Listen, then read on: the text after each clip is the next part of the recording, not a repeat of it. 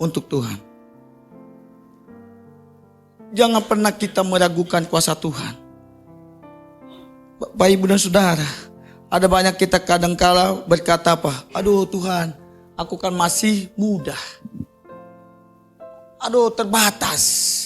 Tetapi kita di hadapan Tuhan, kita harus naik level. Kenapa dia bilang? Bukan aku bekerja keras, tetapi bukan aku yang menjalankannya. Siapa? Tuhan, karena kasih karunia Allah menyertai. Artinya Bapak, Ibu dan Saudara, jikalau Tuhan menangkap Bapak, Ibu dan Saudara menjadi pelayan Tuhan, serahkan hatimu, buka hidupmu. Maksimalkan potensi yang ada dalam dirimu, maka Tuhanlah yang bertindak di atas segalanya. Bukan kita. Kadang-kadang kita sebagai umat Tuhan mengukur dengan logika kita. Padahal dikatakan tadi dalam 1 Korintus 15 ayat 10, bukan kita yang mengerjakan, tapi Tuhan yang menuntun kita. Tuhan yang memampukan kita untuk hidup sesuai dengan kehendaknya. Asalkan kita, aku buka hatiku Tuhan. Aku percayakan Engkau berkarya atas hidupku. Aku mau naik level. Aku mau naik lebih tinggi. Aku tidak mau menyerah. Saya akan berusaha memaksimalkan hidupku. Bagaimana kita memaksimalkan hidup Bapak, Ibu dan Saudara? Tadi yang baru kita bacakan, Timotius dinasihatkan Rasul Paulus. Untuk apa? Senantiasa merenungkan firman Tuhan. Menjaga perilaku, menjaga sikap. Sehingga orang lain diberkati. Hidup kita bukan asal menjadi orang Kristen. Siapa bilang menjadi orang Kristen itu gampang? Menjadi orang Kristen penuh dengan tantangan. Ada harga yang harus kita bayar. Karena kita disoroti. Karena kita itu merupakan pribadi yang istimewa bagi orang lain. Oleh sebab itulah kita harus memaksimalkan kehidupan kita. Apapun yang kita inginkan, apapun yang terjadi akan hidup ini, tetaplah kita melayani Tuhan, memaksimalkan hidup dengan baik. Bagaimana kita memaksimalkan hidup di tengah keterbatasan kita? Tuhan bekerja di atas kelemahan kita. Jadi saya katakan, Tuhanlah yang bekerja.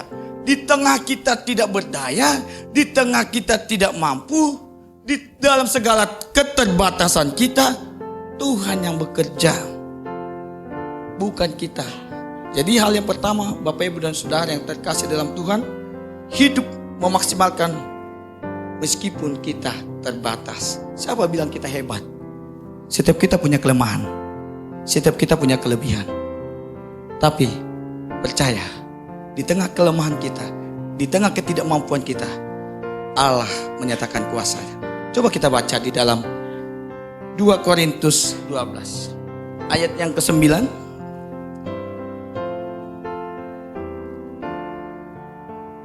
Amin.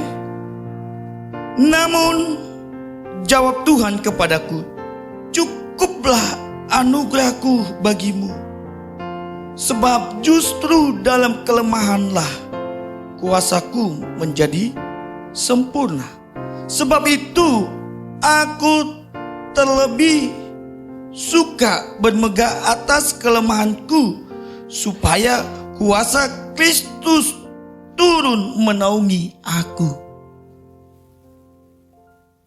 Kata Rasul Paulus, saya lebih suka hidup dalam kelemahan. Supaya apa? Di dalam keterbatasanku, aku tidak peduli. Supaya apa? Di dalam keterbatasan, ketidakmampuanku, ada kuasa Tuhan yang nyata dalam hidupanku. Terkadang hidup manusia kita pertama langsung tinggi dulu, penuh dengan ketakutan. Kamu jadi WL ya? Aduh janganlah. Wah. Aduh, banyak lah. Kamu ini ya, waduh jangan dulu jangan dulu kak, jangan dulu pak. penuh dengan ketakutan. Padahal dikatakan melangkahlah lebih lagi. Ketika kita tidak mampu lagi menjalani hidup itu, ada kuasa Tuhan yang nyata dalam kehidupan kita. Tapi banyak orang Kristen menyerah sebelum berjuang. Menyerah sebelum melangkah.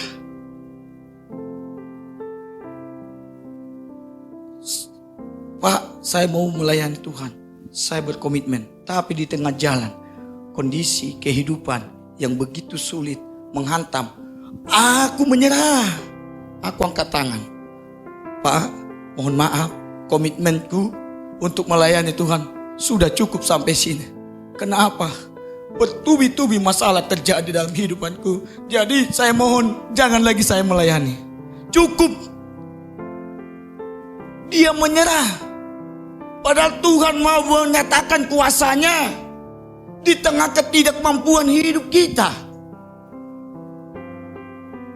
Menyerah. Kenapa kamu menyerah? Iya Pak, hidup itu berat. Saya semakin setia melayani Tuhan, malah bertubi-tubi persoalan masalah yang terjadi. Rumah tanggaku pun gak tahu. Tiba-tiba begini, suamiku begini, istriku begini, anakku begini. Gak nanya kepada Tuhan. Nyatakan kuasamu Tuhan. Aku manusia terbatas. Setiap kita manusia terbatas. Tidak ada yang hebat di kita. Sama, kita hanya mengandalkan Tuhan. Orang yang mengandalkan Tuhan akan senantiasa hidup memaksimalkan hidupnya bagi orang lain. Dia tidak ada egois untuk mementingkan dirinya. Dia tidak mementingkan kenyamanan dalam dirinya. Tetapi bagaimana orang lain menikmati kasih karunia kepada Tuhan. Bapak, Ibu dan Saudara yang terkasih di dalam Tuhan, Paulus menasihatkan Timotius tadi untuk senantiasa tidak memiliki rasa belas kasihan terhadap dirinya sendiri. Tetapi Rasul Paulus mengatakan, kerjakan dengan maksimal segala tugas pelayanan yang ada padamu. Kita sebagai anak-anak Tuhan yang diharapkan oleh Tuhan adalah menghasilkan buah. Bukan cuma harapan gembala kursi-kursi kosong ini penuh. Tapi kita harus berkomitmen menghasilkan buah. Amin. Saya di sekolah, saya arahkan kemarin, ayo gereja ke tempat Bapak yang bisa ibadah ya. Kalau ada yang bawa teman, nilai plus dari Bapak. Kamu gereja ke ibadah pemuda remaja ke tempat Bapak, lalu kamu ajak temanmu ibadah, ada nilai plus. Ingat. Seperti salesman, ya kan, menawarkan. Tujuannya apa? Tujuannya bagaimana anak muda itu memaksimalkan hidup. Karena apa? Usia anak SMP itu asik dengan gamenya. Asik dengan kenyamanannya. Asik dengan kehidupan yang membuat dia nyaman. Tidak peduli akan masa depan hidupnya. Sehingga saya tawarkan, ayo kalau kamu memaksimalkan hidupmu, kamu ibadah, bahkan kamu membawa teman, satu teman nilai poinnya ada poin sekian. Kamu bawa 2 teman, nanti kita hitung-hitungan dengan poin. Jadi Bapak, Ibu dan Saudara yang terkasih nama Tuhan, mari setiap kita, apa yang menjadi kerinduan Tuhan, kita menghasilkan buah yang matang. Setiap orang di atas kelemahan, punya kelemahan, pasti memiliki kelemahan. Sebab kelemahan adalah suatu keterbatasan yang kita warisi di dalam setiap kehidupan kita. Dapatkah kita mengalahkan kelemahan kita? Dapat, kalau kita andalkan Tuhan dalam kehidupan kita. Oleh karena